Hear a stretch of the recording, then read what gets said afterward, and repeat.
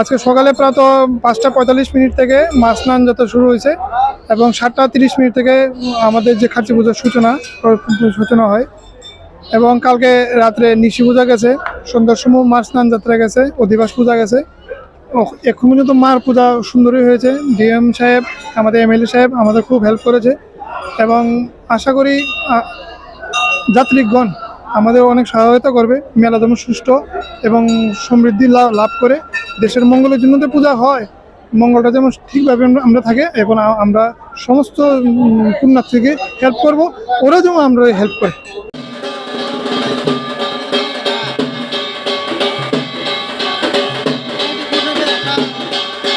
खाजी पूजा सदर मते खाजी पूजा होती है सर आगे पूर्वी जानिए मंदिर ওই আর তো বেশি কম নাই।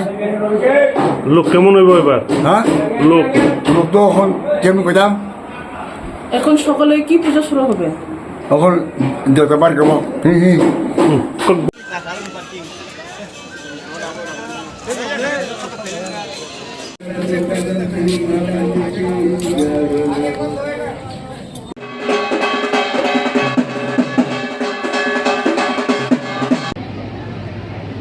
Tabu Borong Yafar Jaka Mantri Abra Professor Dr. Manik Shaha Chati Kathar Mosului Chenmiri Tabu ভারতবর্ষের কৃষ্টি সংস্কৃতি এবং তার যে পরম্পরা আমরা যদি দেখি, সেটা হিন্দু সিভিলিয়ান থেকে আরম্ভ করে হরপ্পা মহেঞ্জোদারো সভ্যতা থেকে আরম্ভ করে, সেটা কিন্তু অত্যন্ত পুরনো আমাদের কৃষ্টি সংস্কৃতি সারা পৃথিবীর মধ্যে। এখানে খার্চি পূজাও তদ্রূপ, তার পুরো ইতিহাস এখানে কেন হচ্ছে। 14 জন দেবদেবীদের আমরা পূজা করি। আমরা অত্যন্ত ছোট যখন ছিলাম এখানে আসতাম এবং এই খার্চি পুজোর জন্য কিন্তু আমরাও বসে থাকতাম, কিন্তু এখানে আসাটা এখন যেমন ব্রিজ দিয়ে আমরা চলে আসছি আরামসে, সেটা কিন্তু তখন ছিল না। এবং মাঝে মাঝে আতঙ্কেরও সৃষ্টি হতো যে নদীর পাড়ে এখানে বসে থাকতে হতো, যে নদী পার হবো কী করে, এত জলস্রোত ছিল তখন, নৌকা দিয়ে পার হতে হতো এবং অনেক দুর্ঘটনাও তখন ঘটেছে তখন। এবং যখন পুজো টুজো দিয়ে আমরা আমাদের ফ্যামিলির সাথে আসতাম, মা বাবাদের সাথে আসতাম, যখন ফিরে যেতাম মনে হলো প্রকৃত অর্থে আমরা এই 14 দেবতার আশীর্বাদে বাড়িতে ফিরে এসেছি। অত্যন্ত আনন্দ লাগতো এবং শান্তিপূর্ণভাবে এই যে পুজো, সেটাকে আমরা তৎকালীন সময়ে যখন আমরা তার অনুভব করতাম, দর্শন করে আমরা যখন ফিরে যেতাম, এটা অদ্ভুত একটা অনুভূতি তখন ছিল।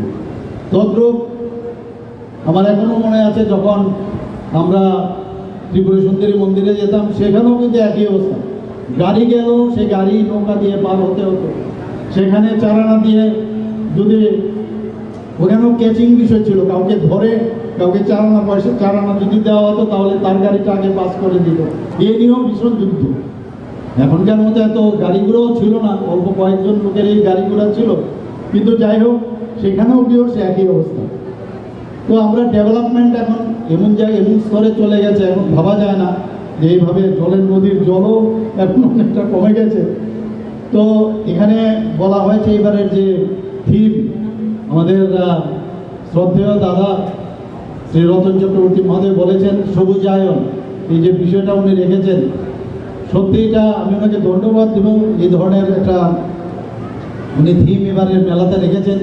আপনারা নিশ্চয়ই শুনেছেন কিছুদিন আগে যে আমরা একটা প্রোগ্রাম আমরা নিয়েছিলাম ফরেস্ট ডিপার্টমেন্ট থেকে, সেখানে 5 মিনিটে 10টা থেকে আরম্ভ করেছিলাম, 10টা 5-এ আমরা 5 মিনিটে 5 লাখ গাছ আমরা রোপণ করেছি সারা ত্রিপুরাতে। এবং আমি জানি না অন্যান্য প্রদেশে সেটা সম্ভব হয়েছে কিনা। শুধু তাই না, আমরা 2021 থেকে আমরা শুরু করেছিলাম, আস্তে আস্তে আস্তে করে এটা বেড়েছে। 2 লাখের থেকে এবারে যাবে আমরা 5 লাখ।